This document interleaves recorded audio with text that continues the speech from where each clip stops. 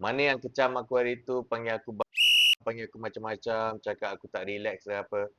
Aku dedicate post ni pada korang. Liverpool kecundang 2-1 di Selhurst Park. Hasil jaringan daripada Ismail Assar dan Nketiah membuatkan Crystal Palace tangga kedua di dalam liga. Walaupun Liverpool skor gol penyamaan hasil jaringan Federico Chiesa, Liverpool bolos lagi di minit terakhir hasil jaringan Nketiah. Ayuh kita ke talking points untuk game semalam. Seperti mana yang aku dah cakap, Selhurst Park ni tempat yang susah. Aku dah predict Crystal Palace ni is a very good team. Untuk aku, he's among the top 3 managers di dalam Premier League sekarang. Seperti mana yang aku dah cakap dalam video aku sebelum ni, player yang aku takut sekali is Ismail Assar. Memang betul dia skor semalam. Crystal Palace ni ada player-players yang bagus di dalam team. Lagi-lagi dengan dimanage oleh Oliver Glasner. Actually, kalau korang tengok game semalam, Mamak ni is world class.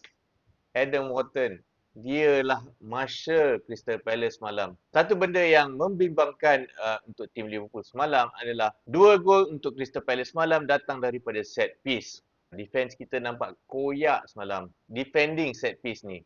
Daripada throw in, macam mana kita tak defend bola tu habis-habisan. And akhirnya dapat kepada Nketiah untuk score the winning goal. Aku dah no comment dah dengan performance dia semalam. Teruk gila. Aku tak sure otak dia sebenarnya dekat mana. Semalam dia ada kat atas padang ke atau dekat Real Madrid. Lagi satu aku tak faham yang kenapa Milos Kerkez ni dia tak clear bola tu dengan kaki kanan.